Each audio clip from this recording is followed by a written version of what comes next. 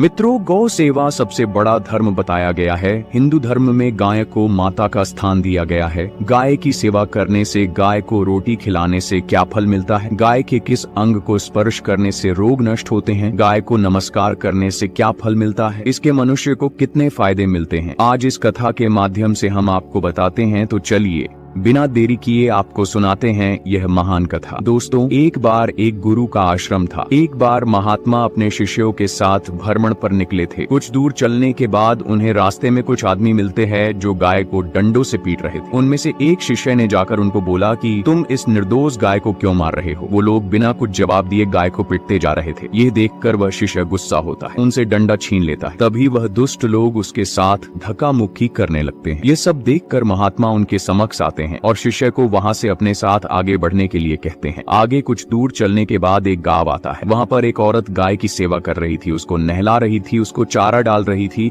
ये सब देखकर वह शिष्य बहुत खुश होता है और वो लोग आगे निकल जाते हैं। कुछ देर बाद उनका आश्रम आता है। फिर रात हो जाती है। वो महात्मा अपने शिष्यों को देखने आते हैं। तब वही शिष्य एकांत में एक पेड़ के नीचे उदास बैठा था। यह सब देखकर गुरुदेव उसके पास जाते हैं और पूछते हैं, वत्स क्या हुआ, तुम उदास क्यों हो? शिष्य कहता है, गुरुदेव, एक प्रश्न मेरे मन में बहुत बेचैनी बनाए हुए है। तब गुरुदेव कहते हैं, वत्स, तुम्हारा जो भी प्रश्न है तुम मुझे बताओ, मैं उसका निवारण अवश्य करूंगा। तभी वह शिष्य कहता है, गुरुदेव, आज की जो घटना थी आपने देखा ही होगा कि कुछ दुष्ट मनुष्य गायों को मार रहे थे। वही दूसरी ओर कुछ मनुष्य गायों की पूजा भी कर रहे थे। तो गुरुदेव, यह दृश्य देखकर मुझे बड़ी व्यथा हुई। मनुष्य खुद के स्वार्थ के लिए निष्पाप पशुओं पर अत्याचार क्यों करता है? हे गुरुदेव, मेरे मन में यह जानने की जिज्ञासा हो रही है कि जो मनुष्य गाय की सेवा करता है, उसकी पूजा करता है, उसे क्या फल मिलता है, और जो पापी गायों पर अत्याचार करता है उन्हें कौन सा दंड मिलता है? इस प्रकार से शिष्य द्वारा पूछे जाने पर गुरुदेव मुस्कुराते हुए कहने लगते हैं, हे वत्स, तुमने बहुत ही उत्तम प्रश्न किया है। जो गायों को कष्ट देता है उसे तो उसके पाप कर्मों के लिए नरक में दंड अवश्य मिलता है, किंतु जो गायों की सेवा करता है उन्हें उत्तम लोकों की प्राप्ति होती है। गायों की सेवा करने से पृथ्वी लोक पर और परलोक में मनुष्य को कौन सा फल मिलता है? मैं आपको इस कथा के माध्यम से समझाता हूँ। आप इस कथा को ध्यान से पूरा जरूर सुने। इस कथा को जो भी मनुष्य सुनता है और इसका प्रचार करता है, उसके समस्त पाप नष्ट हो जाते हैं, उसे धन धान्य की प्राप्ति होती है और मृत्यु के बाद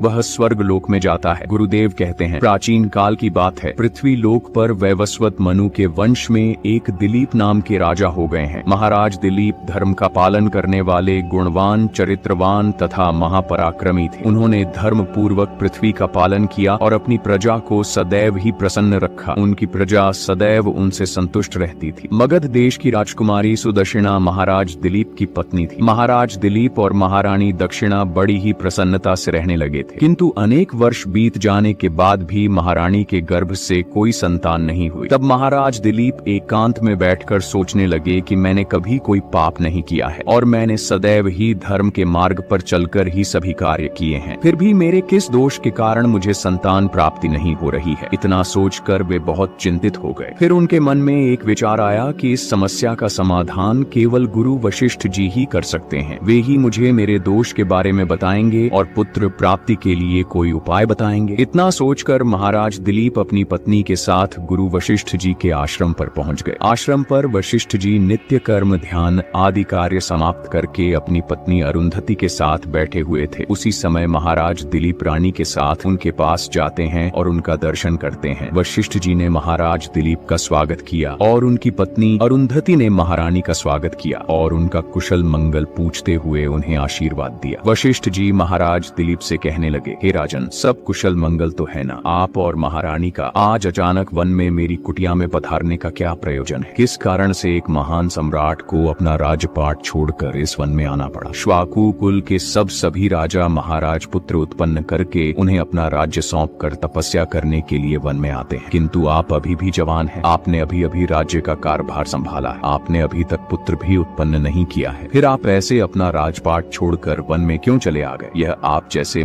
महान सम्राट को शोभा नहीं देता है। फिर महाराज दिलीप कहते हैं, हे महर्षि, मैं आपके यहाँ पर तपस्या करने के लिए नहीं आया हूँ गुरुदेव, मैं आपके पास सहायता मांगने के उद्देश्य से आया हूँ। कृपया आप मेरी सहायता कीजिए, मैं बहुत दुख में हूँ। फिर महर्षि अगस्त्य कहते हैं, हे राजन, आपके जैसे महान सम्राट को भला किस बात की सहायता चाहिए? आप तो स्वयं सभी की रक्षा एवं सहायता करने में सक्षम है। महाराज दिलीप कहते हैं, हे गुरुदेव, मैं आपके पास यह जानने के लिए आया हूँ कि किस दोष के कारण मुझे अभी तक पुत्र की प्राप्ति नहीं हुई है। कृपया आप अपनी दिव्य शक्ति से जानकर मुझे मेरा दोष बताइए और उस दोष के निवारण के लिए उपाय भी अवश्य बताइए। पुत्र के बिना मेरा जीवन व्यर्थ हो जाएगा, मुझे मुक्ति नहीं मिलेगी। तब महर्षि अगस्त्य कहते हैं, हे राजन, यह तो आश्चर्य की बात है, मैं अवश्य आपकी सहायता करूंगा। फिर महर्षि अगस्त्य अपनी दिव्य दृष्टि से महाराज के भूतकाल को देखने लगते हैं तो उन्हें राजा की एक भूल के बारे में पता चलता है। महर्षि अगस्त्य महाराज से कहते हैं, हे राजन, आपसे एक बड़ी भूल हुई है जिसका आपको ज्ञान नहीं है। जब आप इंद्रलोक में देवराज से मिलकर लौट रहे थे तभी मार्ग में एक कल्प वृक्ष के नीचे खड़ी गाय और उसके बछड़े को आपने दुर्लक्ष्य कर दिया था। वह गाय और उसका बछड़ा अत्यंत भूखे और कष्ट में थे। आपने उस कामधेनु गाय को ना भोजन कराया और ना ही उसे नमस्कार किया। उस गाय ने आपसे सहायता भी मांगी किंतु आप अपनी प्रसन्नता में खोए हुए थे और आपको उस गाय की पुकार भी सुनाई नहीं दी। आपकी कृतज्ञता को देखकर वह गाय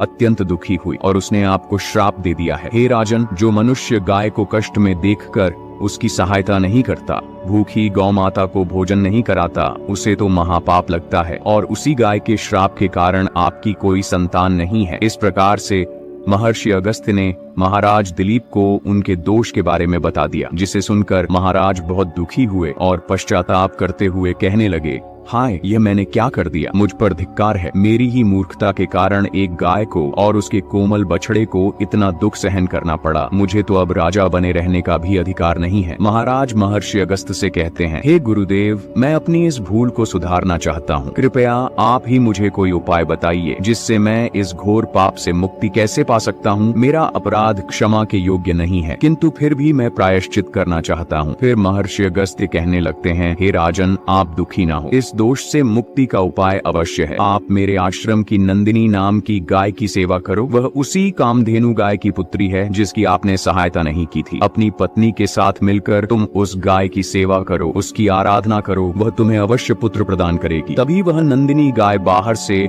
उस आश्रम में प्रवेश करती है। उस गाय को आता देखकर महर्षि अगस्त्य बोले, हे राजन, देखिए, केवल स्मरण करने मात्र से ही कल्याण करने वाली यह नंदिनी गाय स्वयं चलकर आई है। आप भाग्यशाली हैं, यह गाय निश्चित ही आपके दुख दूर करेगी। आप वन में इस नंदिनी गाय के पीछे पीछे चलकर इसकी सेवा करो, जंगल में रहने वाले हिंस पशुओं से इसकी रक्षा करो और आश्रम में लौट आने पर रानी सुदक्षिणा इस गाय की सेवा करें। इससे प्रसन्न होकर यह गाय तुम्हें निश्चित ही पुत्र प्रदान करेगी। फिर महाराज दिलीप ने ऐसा ही करने का वचन दिया और फिर दूसरे दिन सुबह महारानी ने गाय की पूजा की और महाराज उस गाय को चराने के लिए वन में लेकर गए। जब वह गाय चलने लगती तो महाराज उसके पीछे पीछे चलते, इधर उधर से हरी हरी घास लाकर उस गाय को खिलाने लगते। जब वह गाय किसी वृक्ष के नीचे बैठती तो महाराज भी उसके साथ बैठकर विश्राम करते। महाराज उस गाय के शरीर से डांस और मच्छरों को हटाते और अपने हाथों से उसके मस्तक को सहला। इस प्रकार से महाराज उस गाय की सेवा में लगे रहे। जब शाम हुई तो महाराज उस गाय के साथ आश्रम में लौट आए। आश्रम में पहुंचते ही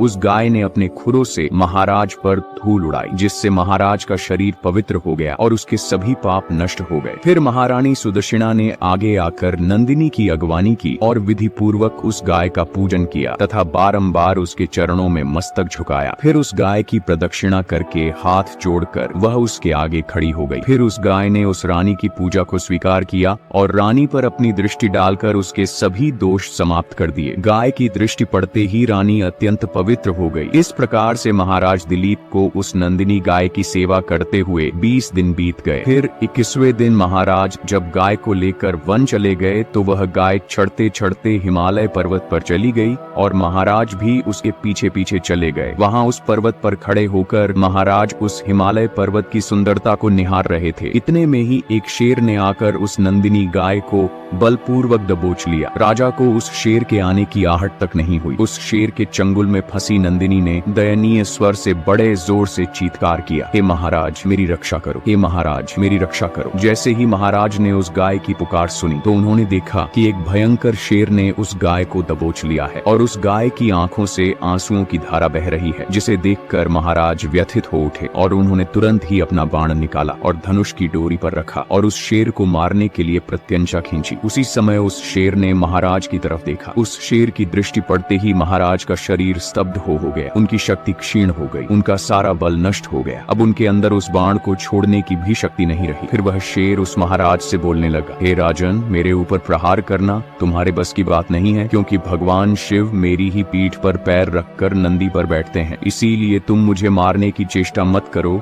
और यहाँ से लौट जाओ। विधाता ने इस गाय को आज मेरा ग्रास नियुक्त किया है, इसीलिए तुम इसमें दखल मत दो। मैं जानता हूँ तुम सूर्यवंश में जन्मे हुए राजा दिलीप हो। इस हिमालय पर्वत पर भगवान शिव की बड़ी माया फैली हुई है, इसीलिए तुम तुरंत ही यहाँ से निकल जाओ। फिर महाराज बोलने लगे, हे मृगराज, कृपया आप इस गाय को न मारे। यह महर्षि वशिष्ठ जी की संपूर्ण मनोरथ को पूर्ण करने वाली नंदिनी गाय है। इसकी हत्या करने पर तुम्हें महापाप लगेगा। गुरुदेव ने मुझे इस गाय की रक्षा और सेवा करने का आदेश दिया है। इस गाय का एक बछड़ा भी है जो घर पर इसकी राह देख रहा है। मैं इस गाय को मरने के लिए छोड़कर नहीं जा सकता। तुम भगवान शिव के सेवक, इसीलिए तुम्हारे हाथ से इस गाय को छुड़ाना मेरे लिए असंभव है। इसीलिए हे मृगराज, मेरी आपसे विनती है कि आप इस गाय को जीवन दान दो। इस गाय के बदले में मैं तुम्हें अपना शरीर समर्पित करता हूँ, जिससे तुम्हारी भूख भी शांत हो जाएगी और इस गाय की रक्षा भी हो जाएगी और मेरे वचन का पालन भी हो जाएगा। साथ ही गौ रक्षा के लिए प्राण त्यागने से मुझे उत्तम गति की प्राप्ति होगी। इतना कहकर महाराज उस शेर के सामने हाथ जोड़कर बैठ गए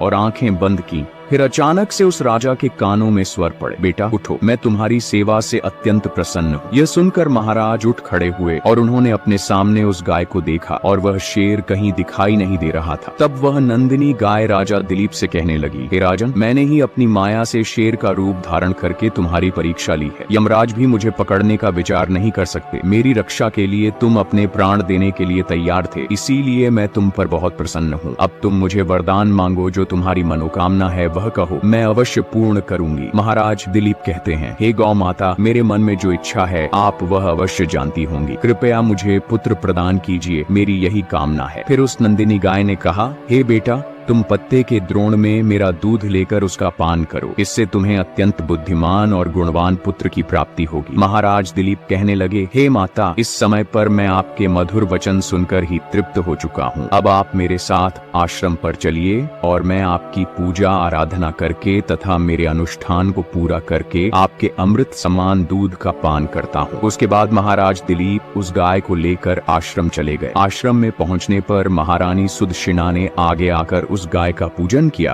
तब उस गाय ने कहा, हे महारानी, आप मेरी पीठ को स्पर्श करें, इससे आपको अत्यंत गुणवान, बलवान और विद्वान पुत्र की प्राप्ति होगी। फिर महारानी ने गाय की पीठ को स्पर्श किया। महाराज और महारानी ने उस गाय की विधिवत पूजा आराधना की और उनके अमृत के समान दूध को प्रसाद समझकर ग्रहण किया। उन दोनों की प्रसन्नता देखकर महर्षि वशिष्ठ कहने लगे, हे राजन, अब यह गाय तुम दोनों पर प्रसन्न है, तुम्हारी मनोकामना अवश्य पूर्ण होगी। जो भी मनुष्य गाय की सेवा करता है, उसे भोजन कराता है, उसकी प्रदक्षिणा करता है, उसके सभी मनोरथ सफल होते हैं। जो भी गाय की रक्षा करता है, उसकी कभी दुर्गति नहीं होती है। मृत्यु के बाद वह गोलोक में जाता है और भगवान श्री के साक्षात दर्शन करने का सौभाग्य उसे प्राप्त होता है। जो श्रद्धा पूर्वक गाय का दूध पीता है, वह सभी रोगों से दूर रहता है। जो गाय की पीठ पर जो कुबड़ होता है, उसे स्पर्श कर लेता है, उसके सभी दोष और पाप नष्ट हो जाते हैं। जो गाय का दान करता है, वह वैतरणी नदी को गाय की पूंछ पकड़कर पार कर लेता है। जो स्त्री रोज गाय को रोटी खिलाती है, वह सौभाग्यशाली बन जाती है। गाय समस्त पापों का नाश करने वाली